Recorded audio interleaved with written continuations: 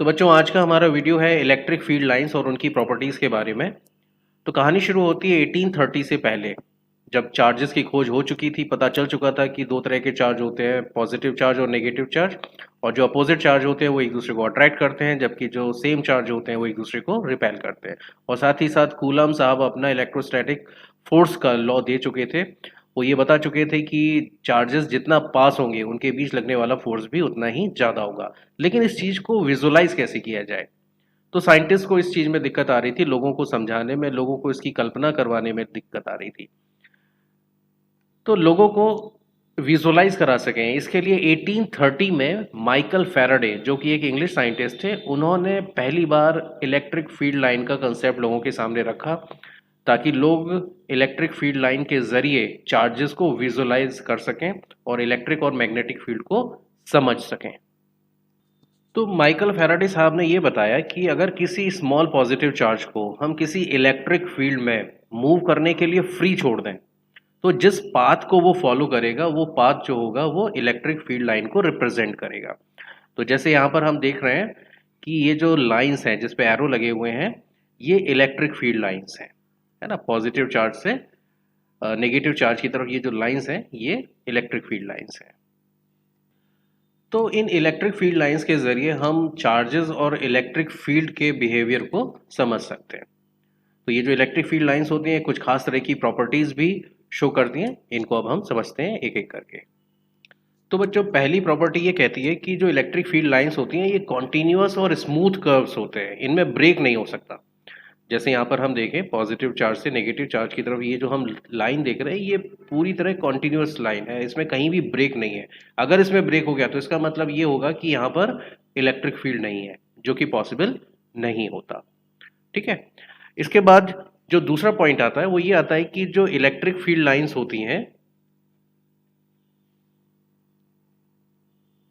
वो positive charge से start होती हैं और नेगेटिव चार्ज पर एंड होती हैं। तो जैसे आप यहाँ पर देख रहे हैं कि पॉजिटिव चार्ज से इलेक्ट्रिक फील्ड लाइंस निकल रही हैं और ये जो एंड हो रही हैं, जो टर्मिनेट हो रही हैं, ये नेगेटिव चार्ज पर टर्मिनेट हो रही हैं। इसके बाद तीसरी प्रॉपर्टी ये कहती है कि अगर केवल सिंगल चार्ज है, दूसरा चार्ज मौजूद नहीं है, तो जो इलेक्ट्रिक फील्ड लाइंस होंगी वो या तो स्टार्ट होंगी या फिर एंड होंगी इन्फिनिटी पर। इसका मतलब ये है कि जैसे पॉजिटिव चार्ज की बात करें तो पॉजिटिव चार्ज से इलेक्ट्रिक फील्ड लाइंस निकलेंगी और ये टर्मिनेट होंगी इन्फिनिटी पर। और नेगेटिव चार्ज की बात करें तो इस पर इन्फिनिटी से लाइंस आएंगी और टर्मिनेट होंगी इस चार्ज पर आकर, नेगेटिव चार्ज पर आकर। तो ये केस होगा जब अकेला चार्ज है। तो फोर्थ प्रॉपर्टी ये कहती है बच्चों कि अगर इलेक्ट्रिक फील्ड लाइन के किसी भी पॉइंट पर अगर टेंजेंट ड्रॉ की जाए तो वो उस पॉइंट पर इलेक्ट्रिक फील्ड की डायरेक्शन को रिप्रेजेंट करेगी। तो जैसे यहाँ ग्राफ में आप देख रहे हैं कि ये हमारे पास एक इलेक्ट्रिक फील्ड लाइन है और E1 जो है वो इलेक्ट्रिक फील्ड की डायरेक्शन है इस पॉइंट पर। ऐसे ही जो सेकंड पॉइंट है वहां पर इलेक्ट्रिक फील्ड की डायरेक्शन, वहां पर अगर हम टेंजेंट ड्रॉ करेंगे तो वो उस इलेक्ट्रिक फील्ड की डायरेक्शन हमें बताएगा। तो इस तरीके से हमें इलेक्ट्रिक फील्ड और फोर्स की डायरेक्शन पता चल जाती है, क्योंकि जो इलेक्ट्रिक फील्ड की डायरेक्शन होगी वही फोर्स की भी डायरेक्शन होगी। तो बच्चों फिफ्थ प्रॉपर्टी ये कहती है कि कोई भी दो इलेक्ट्रिक फील्ड लाइंस एक दूसरे को इंटरसेक्ट नहीं कर सकती, और अगर वो इंटरसेक्ट करती हैं तो इसका मतलब ये होगा कि उस पॉइंट पर इलेक्ट्रिक फील्ड की दो डायरेक्शन है जो कि पॉसिबल नहीं है। जैसे इस पिक्चर में आप देख रहे हैं कि यहाँ पर दो इलेक्ट्रिक फील्ड लाइंस हैं और ये इंटरसेक्ट कर रही हैं एक पॉइंट पर।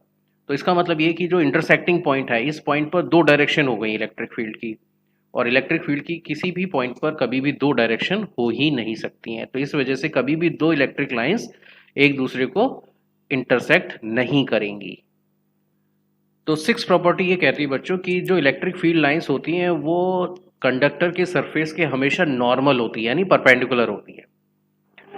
इसका रीज़न ये है कि मान लीजिए अगर इलेक्ट्रिक फील्ड लाइंस नॉर्मल नहीं है तो इसका मतलब वो है कि वो सरफेस के पैरेलल है, और सरफेस के पैरेलल है इसका मतलब इलेक्ट्रिक फील्ड लाइंस उस सरफेस पर मौजूद है।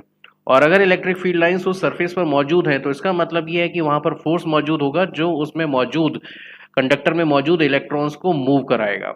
और जब इलेक्ट्रॉन्स मूव करेंगे तो वहां पर करंट सेटअप हो जाएगा, और जो कि होता नहीं है। तो ऐसा होता नहीं है, इसलिए इलेक्ट्रिक फील्ड लाइंस कभी भी पैरेलल नहीं हो सकती सरफेस पर, वो हमेशा नॉर्मल ही होंगी। 7th पॉइंट ये कहता है बच्चों कि जो इलेक्ट्रिक लाइंस होती हैं वो कभी भी किसी कंडक्टर को पास नहीं करती हैं, उसको क्रॉस नहीं करती हैं, क्योंकि अगर वो क्रॉस करेंगी तो इसका मतलब ये हो गया कि वहाँ पर कुछ चार्ज मौजूद है, और चार्ज किसी भी कंडक्टर के अंदर होता नहीं है क्योंकि ज़ीरो चार्ज होता है। तो जब ज़ीरो चार्ज होता है तो इसका मतलब इलेक्ट्रिक फील्ड लाइंस वहाँ पर हो ही नहीं सकती। तो क्योंकि किसी भी क्लोज कंडक्टर के अंदर चार्ज नहीं होता, तो जब चार्ज नहीं होता तो इलेक्ट्रिक फील्ड नहीं होती, और जब इलेक्ट्रिक फील्ड ही नहीं होती तो इलेक्ट्रिक लाइंस उस कंडक्टर को क्रॉस नहीं कर सकती। और इसी वजह से अगर आसमान में बिजली चमक रही हो, बारिश हो रही हो, तो उस केस में हमें अपनी कार के अंदर ही बैठे रहना चाहिए, कार में से निकल के बाहर नहीं आना चाहिए।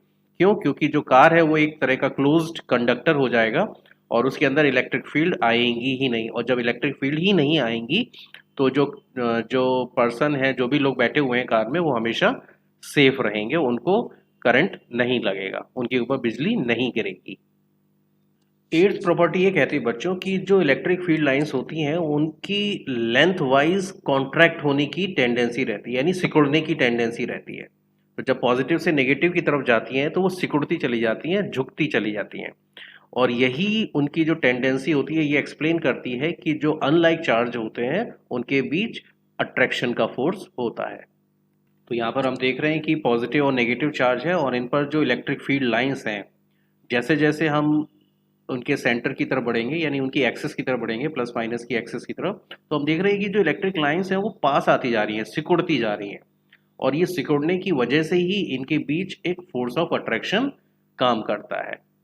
और ये जो बेंडिंग होती है बच्चों, ये चार्ज के मैग्नीट्यूड पे के बढ़ने पर बढ़ती जाती है। तो जैसे यहाँ पर आप देख रहे हैं कि जो बेंडिंग है वो बढ़ गई है पहले के मुकाबले, क्योंकि जो नेगेटिव चार्ज है वो ज़्यादा मैग्नीट्यूड का है, जिसकी वजह से ये जो लाइंस है और पास पास आती जा रही हैं और उनके बीच जो फोर्स ऑफ अट्रैक्शन है वो भी बढ़ता जा रहा है।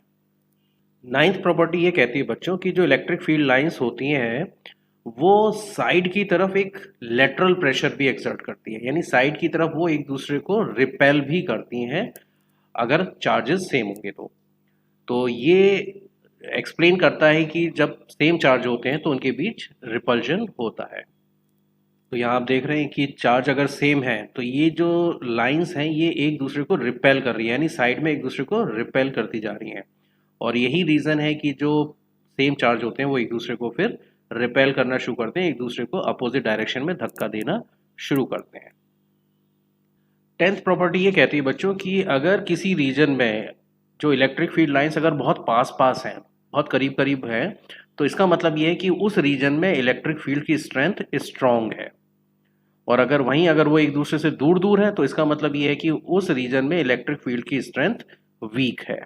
तो बच्चों इस पिक्चर में आप देख रहे हैं कि जो ए पॉइंट है वहाँ पर जो इलेक्ट्रिक फील्ड लाइंस हैं वो काफ़ी पास पास हैं, और जबकि बी पॉइंट पर जो इलेक्ट्रिक फील्ड लाइंस है काफ़ी दूर दूर है। इसका मतलब ए पॉइंट पर इलेक्ट्रिक फील्ड स्ट्रॉन्ग है जबकि बी पॉइंट पर इलेक्ट्रिक फील्ड वीक है। इसको हम ऐसे भी समझ सकते हैं कि पॉइंट ए पर जो इलेक्ट्रिक फील्ड लाइंस हैं वो ज़्यादा डेंस है कंपैरिजन टू बी पॉइंट पर। इसका मतलब ये हो गया कि ए पॉइंट पर जो इलेक्ट्रिक फील्ड की स्ट्रेंथ है वो ज़्यादा है बी पॉइंट पर इलेक्ट्रिक फील्ड की स्ट्रेंथ से, यानी E A is greater than E B. तो बच्चों इससे ये पता चलता है कि जो अगर लाइंस एक दूसरे के काफ़ी क्लोज हैं, पास पास हैं, तो वहाँ पर स्ट्रॉन्ग फील्ड है, अगर काफ़ी दूर दूर हैं तो इसका मतलब वहाँ पर वीक फील्ड है। और अगर इलेक्ट्रिकल लाइंस एक दूसरे के पैरेलल है, यानी इक्वल डिस्टेंस पर फैली हुई हैं और पैरेलल है, तो इसका मतलब ये है कि वहाँ पर जो इलेक्ट्रिक फील्ड है वो यूनिफॉर्म इलेक्ट्रिक फील्ड है। तो जैसे आप इस पिक्चर में देख रहे हैं बच्चों कि जो इलेक्ट्रिक फील्ड लाइंस हैं वो पॉजिटिव से नेगेटिव की तरफ है, पॉजिटिव चार्ज से नेगेटिव चार्ज की तरफ है, और ये एक दूसरे के बिल्कुल पैरेलल है और इक्वल डिस्टेंस पर लाइंस हैं। जो ब्लू लाइंस है वो इक्वल डिस्टेंस पर हैं और एक दूसरे के पैरेलल हैं। इसका मतलब ये है कि इस रीजन में जो इलेक्ट्रिक फील्ड है वो यूनिफॉर्म इलेक्ट्रिक फील्ड है, यानी कि सारी जगह सेम इलेक्ट्रिक फील्ड पे, कहीं भी कम या ज़्यादा नहीं है। ठीक है बच्चों, तो इस तरीके से ये टॉपिक हमारा कंप्लीट होता है। आई होप आपको अच्छे से समझ में आ गया होगा। अब अगले वीडियो में हम मिलेंगे एक नए टॉपिक के साथ। तब तक आप खुश रहिए, आबाद रहिए, पढ़ते रहिए और पढ़ाते रहिए।